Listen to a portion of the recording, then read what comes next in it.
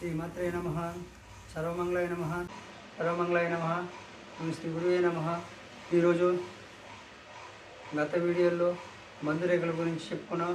ఈరోజు శుక్రమండల రేఖ గురించి తెలుసుకున్నాం. అయితే దీనికన్నా ముందు ఆరోగ్య రేఖ అనేటువంటిది ఒకటి ఉంటుంది. ఈ ఆరోగ్య రేఖ ఉండడం కంటే లేకపోతేనే మేలు. అయితే ఉంటే ఈ ఆరోగ్య రేఖ అనేటువంటిది ఇలా బుధస్థానం చెప్తుంది. ఇక్కడ బుధస్థానం ఉంటుంది కదా. ఈ ఆరోగ్య రేఖ ఇలా బయలుదేరి వస్తున్నప్పుడు ఇక్కడ అంటే ఈ ఆరోగ్య రేఖ అనేది ఎక్కడే ఆగితే అంటే ఈ ఆరోగ్య రేఖ వచ్చేసి బుధస్థానంలోకి పోయే రేఖ ఈ విధంగా పోతూ ఆయుష్ రేఖను తాకితే గండం. అంటే ఆయుష్ రేఖను ఆరోగ్య రేఖ ఈ ఆరోగ్య రేఖ ఎప్పుడైతే తాగుతుందో అది ఆ గండకాలంగా ఆ వయసు నిర్ధారణ. అయితే బుద్ధి రేఖను తాకితే ఇది బుద్ధి రేఖ. ఈ ఆరోగ్య రేఖ అనేది అలా పోతూ ఉంటుంది. ఈ బుద్ధి రేఖను తాకి ఆగితే ఆరోగ్య శక్తి వస్తుంది. అంటే ఎక్కడి వరకు తాకి ఆగిపోతేనేమో గండం, ఇది దాటుకొని వచ్చి బుద్ధి రేఖను తాగితేనేమో శక్తి, ఆరోగ్య శక్తి వస్తుంది. ఈ విధంగా ఈ ఆరోగ్య రేఖ అనేటువంటిది మనకి లాభపడుతుంది. అంటే ఆయుష్ రేఖను తాగి ఆగిపోకూడదు.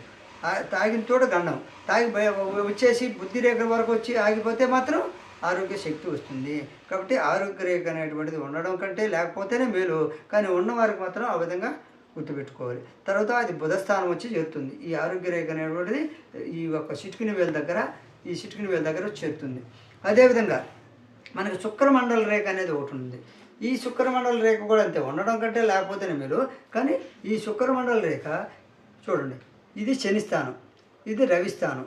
అంటే ధనరేఖ వచ్చి శనిస్థానంలో చేరుతుంది, రవి రేఖ వచ్చి సిద్ధ చేరుతుంది. ఇది ధనం కొరకు, ఇది ఉద్యోగము కీర్తి ప్రతిష్టలకు సంబంధించిన రేఖలు ఇవి. ఇక్కడ వంపుగా అర్ధచంద్రాకారంగా ఇలా ఉంటుంది చూడండి. ఎవరికైతే అర్ధచంద్రాకారంగా రవిస్థానం శనిస్థానం మధ్యలో చుట్టుకుంటుందో అది శుక్రమండల రేఖ.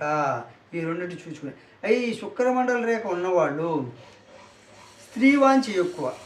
స్త్రీవాంఛ ఎప్పుడు మనసులో స్త్రీ గురించి ఆలోచిస్తున్నాడు. చెడు అలవాట్లు ఎక్కువ.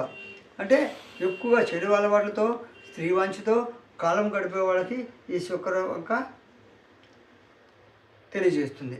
అదేవిధంగా చరిత్రకారులు, రహస్యములు కనిపెట్టేవారు, రాజ్యాంగ తంత్ర విషయముల యందు, పత్రికా సంపాదకుల యందు, హస్తముల యందు మార్పును కోరేవారు, కోపం కలిగిన వారికి ఈ యొక్క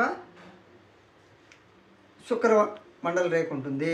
దీన్ని శుక్రవంక అని శుక్రమండల రేఖ అని అంటుంది. చెప్పాను కదా, శుక్రమండల రేఖ ఎక్కువగా ఎవరికి ఉంటుందంటే రహస్యములు కనిపెట్టేవారు, రాజ్యాంగపరమైనటువంటి విధుల్లో ఉండేవారు, తంత్ర విద్యలు యందు ఉండేవాళ్ళు, పత్రికా సంపాదకుల యందు ఉండేవాళ్ళకి, హస్తముల యందు మార్పు కోరేవారు, సమాజ మార్పు కోరుకునేవారికి, కోపం కలిగి ఉండేవారికి ఖచ్చితంగా ఎక్కువగా ఈ యొక్క శుక్రవంక. అయితే శుక్రవంక రేఖ అనేటువంటి స్పష్టంగా ఉందా అస్పష్టంగా ఉందా అని తెలుసుకోవాలి. ఇది కళా నిపుణులు, కవులు, నటులు, వర్తకుల యందు కూడా కనిపిస్తుంటుంది. అంటే ఖచ్చితంగా వీళ్ళు ఎక్కువగా ఆ విద్యలో స్త్రీ యొక్క ఆలోచన పనులు ఎక్కువ ఉంటారు. కాబట్టి వాళ్ళకి ఈ యొక్క కవులకి, నటులకి, వర్తకులకి ఈ యొక్క శుక్రమండల రేఖ ఉంటుంది.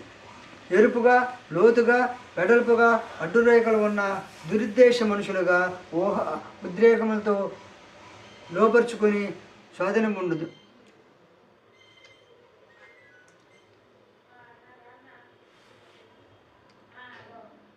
తత్వం ఉండి వీళ్ళ మనసు స్వాధీనంలో ఉండదు. అయితే వెడల్పు ఎక్కువ ఉండేటువంటి ఈ రేఖ లోతుగా ఎరుపుగా ఉండే వాళ్ళకి ఉద్రేకములతో ఒక్కోసారి మనసును లోపరుచుకుని స్వాధీనంలో ఉండకుండా ఇష్టప్రకారం స్త్రీలని వశం చేసుకోవడానికి తిరుగుతూ ఉంటారు. అయితే ఈ సామాన్యంగా మామూలుగా సింపుల్గా ఉండే రేఖ, అన్ని రేఖలాగా సన్నగా సింపుల్గా ఉండే రేఖ ఉంటే ఉపయోగం ఉంటుంది. సామాన్య శుక్రమండల రేఖ ఉపయోగం ఎక్కువ. అదేవిధంగా ఎక్కువ ఉన్న అపాయము, ఎక్కువ మందం ఉంటే శుక్రమండల రేఖ వల్ల అపాయం ఉంటుంది.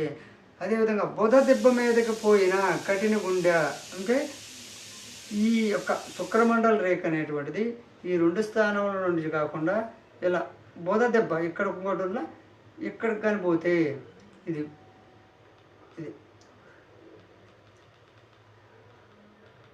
ఇలా అలా కాకుండా 1 2 3 అంటే బుధస్థానము, రవిస్థానము, శనిస్థానం 3 స్థానాలకు కానీ పోతే గుండె కఠిన గుండె ఏర్పడుతుంది. అంటే రవిస్థానము, శనిస్థానంలో శుక్రమండల రేఖ ఆగకుండా ఈ రేఖ ఇక్కడ కానీ ఎక్కడి వరకు బుధస్థానం వరకు వస్తే కఠిన గుండె ఉండి నరముల యొక్క పట్టుత్వం తగ్గును. అంటే వాడు ఎక్కువగా ఏదో విధంగా వేరే స్త్రీల గురించి ఆలోచిస్తున్నాడు కాబట్టి ఆ స్త్రీల ఆలోచనల కారణంగా అతను వీక్నెస్ జరిగి నరముల పట్టుత్వం తగ్గును, క్రిమి సంబంధమైనటువంటి రోగాలు వచ్చును, స్వార్థపరుడుగా మారును, యూజంతులు అనే సిద్ధాంతం ఉండును, సంసార సుఖం కూడా తగ్గిపోతుంది.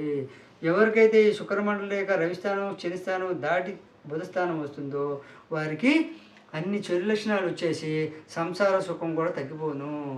అదేవిధంగా వీరికి నలుగురిలోపు సంతానం ఉంటుంది. ఎవరికైతే ఈ రేఖ ఇక్కడ దొరుకుతుందో నలుగురిలోపు సంతానం కూడా కలిగి ఉంటుందని చేసి ఉన్నారు. ఈ యొక్క శుక్రమండల రేఖ బుధస్థానం చేస్తే నలుగురిలోపు సంతానం కలిగే సూచనలు కూడా ఉంటాయి. శుక్రమండల రేఖ అంటే మనిషి కామంతో కూడినటువంటి రేఖ, స్త్రీ వ్యామోహ రేఖ అని కూడా చెప్పాలి. ఒకటికి మించి శుక్రమండల రేఖ వలయలు ఉన్న సుఖరోగాలు ఉంటాయి. అంటే ఇక్కడ ఉన్నటువంటి శుక్రరేఖ మండలి ఒకటి కాకుండా ఇలా 2 అంటే శుక్రమండలి 1 ఇలా 2 ఇలా 2 3 కానీ ఉన్నాయి అనుకో, వారికి స్త్రీల చుట్టూ తిరిగి సుఖవ్యాధులు కలిగించుకునే సూచనలు ఎక్కువ ఉంటాయి. కాబట్టి 2 3 శుక్రమండల రేఖలు ఉండడం చాలా అనర్థము. అదేవిధంగా ఈ రేఖ స్త్రీ పురుషుల్లో ఎవరికున్నా సంసార విరక్తి, నరముల జబ్బులు తగిలే సూచనలు ఉన్నాయి. అయితే మధ్య ఈ రేఖ ఈ శుక్రమండల రేఖ అనేది ఈ విధంగా కట్టుగా ఉంటే విరక్తి కలుగుతుంది, నరాల పట్టుత్వం తగ్గుతుంది. స్త్రీలకైతే స్త్రీకి ఈ విధంగా ఉంటే స్త్రీలకు నరాల పట్టుత్వం తగ్గుతుంది. పురుషులకి ఈ విధంగా శుక్రమండల రేఖ కటింగ్ ఉంటే అంటే రవిస్థానము ఈ 2 స్థానాల మధ్య ఉంటుంది. ఈ రేఖ మధ్యలో ఈ గ్యాప్ ఇచ్చినా, ఈ మధ్యలో కత్తిర్లు వచ్చినా ఈ విధంగా నరాల పట్టుత్వం తగ్గుతుంది. స్త్రీల చేతిలో ఉంటే స్త్రీలకి, పురుషుల చేతులు ఈ రేఖ శుక్రమండల రేఖ కటింగ్ ఉంటే పురుషులకి నరాల పట్టుత్వం తగ్గుతుంది, విరక్తి జీవితం కలుగుతుంది. జీవితం మీద విరక్తి కలిగే సూచనలు కూడా ఉన్నాయి. అదేవిధంగా ఆడవారి చేతుల్లో చిన్నతనంలో అంటే స్త్రీ చేతుల్లో కానీ ఈ శుక్రమండల రేఖ ఉంటే చిన్నతనం నుండే పరపురుషుల్ని గురించి ఆలోచించడం, అదే పురుషుల గురించి ఆలోచించడం, పురుషుడికి ఉంటే చిన్నతనం నుండే స్త్రీల గురించి ఆలోచించేటువంటి మెదడు ఏర్పడుతుంది. ఆలోచన చాలా పురుషులకైతే స్త్రీలకి స్త్రీల గురించి, స్త్రీలకైతే పురుషుల గురించి ఆలోచించేది ఈ శుక్రమండల రేఖ ఉన్నవారు. అదేవిధంగా ఇంద్రియ నష్టం, ఈ విధంగా ఎక్కువగా ఆలోచించడం వల్ల వీర్య నష్టం జరుగుతుంది. అదేవిధంగా స్త్రీవాంఛ, వ్యసనములు ఎక్కువగా కలుగుతాయి. స్త్రీలకి స్త్రీ వ్యాధులు, పురుషులకి పురుషుల వ్యాధులు. అదేవిధంగా బుద్ధిరేఖ అంటే శీర్షరేఖ చేతిని 2 భాగంలో చేయను. అదేవిధంగా బుద్ధిరేఖ అనేటువంటిది ఈ విధంగా 2 భాగాలు చేస్తుంది. ఈ విధంగా చూడండి, ఈ బుద్ధిరేఖ అనేది ఆయుషరేఖ కిందకు వస్తుందా, చేయి పై భాగము ఇది చూడు, ఈ బుద్ధిరేఖ అలా వచ్చి బుద్ధిరేఖ పై భాగము, బుద్ధిరేఖ కింద భాగము అనేటువంటిది బుద్ధిరేఖ చేస్తుంది. అయిపోయింది. కింది భాగం బాహ్య శరీరం గురించి, ఈ బుద్ధిరేఖ కింది భాగము బాహ్య శరీరం గురించి, పై భాగం వచ్చేసి మేధాశక్తిని గురించి తెలుపుతుంది. కాబట్టి ఈ శుక్రమండల రేఖ అనేటువంటిది శరీర బలం తక్కువ, బుద్ధి బలం ఎక్కువ, విద్యాబలం అధికము, అర్ధచంద్రాకార శుక్రబలం కాముకులు, సాహిత్య, వాహన, భోగాలు అదే అంచెల్ము పొందును. వివాహ రేఖ మీద కానీ ముక్కలుగా కానీ ఈ శుక్రమండల రేఖ వివాహ రేఖ జోలికి రాకూడదు. కాబట్టి ఈ శుక్రమండల రేఖ ఈ 2 మధ్య ఉంటే చిన్నదిగా బాగా వాళ్ళు స్పష్టంగా ఉంటే మాత్రం మంచిదే, కానీ వంకర టెంకర ఉన్నా లావుగా ఉన్నా చెడు ఫలితాలు కలిగజేస్తుంది.